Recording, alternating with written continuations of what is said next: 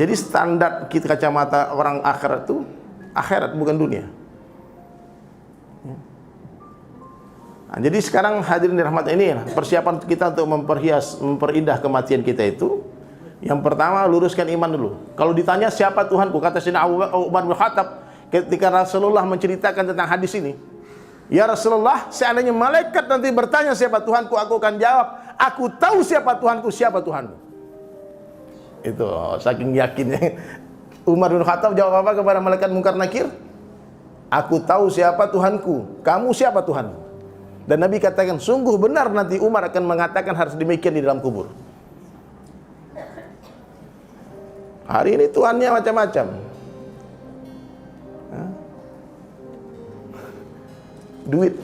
Duit ini, uang ini Tuhannya orang kafir.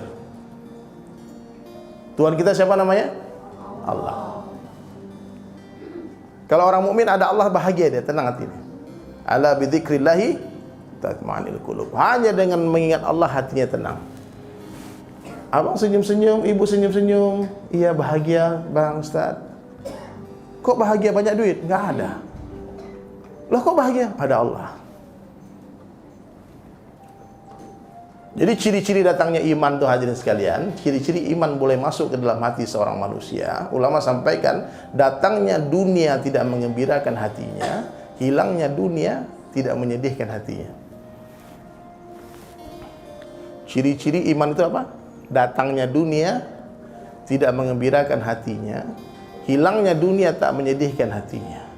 Karena orang beriman yakin dengan perkataan Nabi yang mengatakan dunia dalam pandang Allah tak lebih berharga daripada 11 sayap nyamuk. Kok kedatang 11 sayap nyamuk bahagia, kan aneh. Dunia itu kata Nabi satu tetes air berbanding samudera yang luas. Dia orang mukmin santai saja. Tapi kalau dia sedih, senangnya hati orang mukmin itu kalau berhubungan dengan amal. Dia bangun tahu-tahu udah 5:30, lewat sholat subuh, menangis dia. Itu iman. Galau dia, berkabung bendera setengah tiang. Kenapa bang? Subuh ketinggalan. Kayak kematian anak, sedihnya. Kenapa? Nabi sabdakan rakaatain fajri khairan minad dunya wa ma fiha. Itu kata Nabi, 2 rakaat salat sunnah sebelum salat subuh lebih baik daripada dunia beserta isinya. Kita bukan kehilangan dompet, tas beserta isinya, dunia beserta isinya hilang, kok nggak sedih? Tapi kalau hilang tas beserta isinya, sedih nggak? Sedih. Tapi kenapa kehilangan 2 rakaat sebelum subuh kita ketawa-ketawa saja? Karena kita iman rusak, tidak yakin dengan sabda Nabi, tidak yakin dengan janji Allah. Nah inilah orang mukmin itu gitu. Tapi kalau hilang duit dia, santainya duit sampah, katanya nggak ada apa-apa, nanti dapat lagi duit, cari lagi nanti. Orang mukmin itu gitu bang. Bagi dia dunia itu di tangan saja, di hati jangan. Dunia di tangan, di hati jangan. Ada lagu barunya tuh. Mobil di garasi jangan masuk hati. Mobil masuk hati, mobil di bret orang, hati yang sakit, kan aneh. Ya pak, hati ini kecil pak. Istri masuk ke dalamnya, anak masuk ke dalamnya, rumah masuk ke dalamnya, mobil masuk ke dalamnya, dunia masuk ke dalamnya. Jangan remehkan hati, hati-hati dengan hati. Maka bersihkan hati dari makhluk. Ma fi qalbi ghairullah, tidak ada di hati kita kecuali Allah saja. Ya, ini santai saja, orang pergi nggak apa-apa. Misal jangan hilang Allah. Tidak masalah kita kehilangan seseorang karena Allah, jangan sampai hilang Allah karena seseorang. Tidak masalah kita kehilangan pekerjaan karena Allah, jangan sampai hilang Allah karena pekerjaan. Tidak masalah kita kehilangan dunia ini karena Allah, jangan sampai hilang Allah karena dunia. Ya. Ini Bu, maaf ya, ini masalah pilpres ini boleh mengubah saja hukumnya.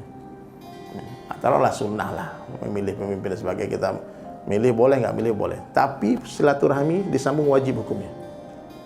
Jangan hanya gara-gara beda ini satu, kita kampret nih, dia cebong, musuh-musuhan langsung. Dosa, kampret tuh cebong, caci maki, nggak boleh. Saya banyak punya teman beda-beda pilihan, tapi saya tak aja baik-baik aja saja, makan jalan-jalan, pergi dakwah sama-sama, nggak ada masalah. Beda pilihan boleh saja. Ya. Kita punya kacamata pandang yang berbeda-beda. Kenapa satu orang suka sama satu orang? Karena lihat baiknya. Kenapa satu orang benci sama satu orang? Dilihat buruknya. Ya. Bapak suka sama satu pilihan bapak, kenapa? Bapak melihat kebaikan dia. Dia suka sama pilihannya dia karena dia juga lihat kebaikan dia. Jadi biasa aja, santai aja. Ini dunia ini kita nggak boleh menghakimi. Santai saja. Serahkan semua urusan sama Allah. Yang penting 2019 kita tetap bersaudara.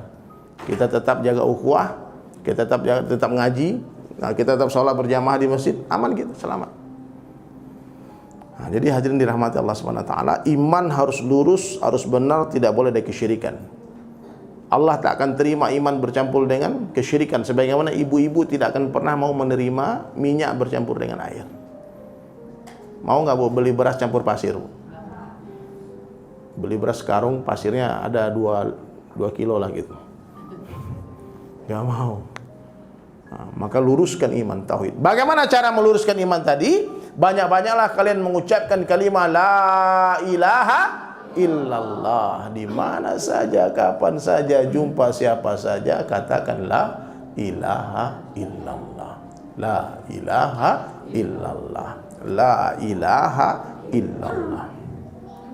Berapa banyak? Zikran katsiran. Sebanyak-banyaknya sampai orang mengira kita gila. Oh, di sini siapa coba angkat tangan yang pernah dibilang gila gara-gara kalimat itu? Belum ada? Berarti kurang banyak. Tambah banyak lagi, Bu. Oh, udah banyak, Bang. Udah banyak. Saya udah 10.000 kali setiap hari. Mungkin orang nggak lihat. Maksud kalimat aksiru min qawli itu ulama saya dengarkan 2, zikirkan dan dakwahkan. Nah, yang berat ini mendakwahkan kalimat ini. Datang kepada orang yang suka, yang tidak suka, yang minat, yang nggak minat. Nabi diludahi gara-gara ini, dakwah ini. Nabi dilempar batu gara-gara ini. Nabi dikasih kotoran onta, dikasih isi perut onta usuk gara-gara ini, dakwah. Ketika Nabi berzikir di Gua Hira sendiri-sendiri, gak pernah ada yang marah. Gak ada yang memusuhi Nabi SAW ketika Nabi SAW sibuk dengan amalan infiradiyah dengan berzikir di Gua Hira. Dari umur 25 tahun, sejak menikah dengan Ummahatul Mukminin Khadijah, Nabi SAW setiap tahun 40 hari berkhalwat di Gua Hira. Setiap tahun 40 days. 40 hari meninggalkan rumahnya, meninggalkan istrinya, bertafakur di dalam gua. Apakah Abu Jahal memusuhi Nabi? Tidak. Apakah Abu Lahab memusuhi? Tidak. Semua memuji Nabi, mengatakan Al-Amin, ay orang yang di-Pertuan Agung yang dipercaya. Tak ambil keputusan, Nabi ambil keputusan. Tapi setelah Nabi berumur 40 tahun, turun perintah Iqra. Suruh baca dulu nih, belum turun, Pak. Bismi rabbikal ladzi khalaqal insana min 'alaq. Iqra wa rabbukal akram alladzi 'allama bil qalam 'allamal insana ma lam ya'lam. Nabi lari terbirit-birit dari gua, turun kabarkan istrinya Khadijah. Khadijah pun bersyahadat. Khadijah bertanya kepada pamannya Warakah bin Naufal. Datang kepada sepupunya Sayyidina Ali bin Abi Thalib, Sayyidina Ali pun bersyahadat, masuk Islam. Datang kepada pembantunya Zaid bin Harithah. Datang kepada sahabat karibnya Sayyidina Abu Bakar radhiyallahu anhu, langsung bersyahadat. Senyap 2 tahun tuh dakwah Nabi diam-diam. Karena perintah dakwah mengetuk pintu datangi orang itu belum turun. Tapi setelah 2 tahun kurang lebih turun ayat. Ya ayyuhal mudaththir. Hai orang yang berselimut, qum fanzir. Bangun beri peringatan, wa rabbaka fakabbir. Besarkanlah Rabbmu Allah. Nabi SAW waktu itu sedang duduk berselimut. Kan ada ayat ya ayyuhal mudaththir, ada ya ayyuhal muzammil. Itu bedanya apa, Pak? Kalau diterjemahan sama artinya, hai orang yang berselimut. Jadi mudaththir ini orang yang berselimut di siang hari ketika terbangun, muzammil ini orang yang berselimut di malam hari ketika tertidur. Suruh bangun malam qiyam tahajud. Tapi kita perintah untuk dakwah datang, Rasulullah SAW langsung ambil selimut tadi dan katakan kepada istrinya Khadijah Ummahatul Mukminin, ibu kita radhiyallahu anha, wahai istriku, la rahata ba'dal yaum, tidak ada istirahat lagi setelah hari ini. Nabi suruh lipat itu selimutnya, maka Nabi langsung terang-terangan mengumumkan tentang keislaman. Ketuk pintu rumah orang, door to door.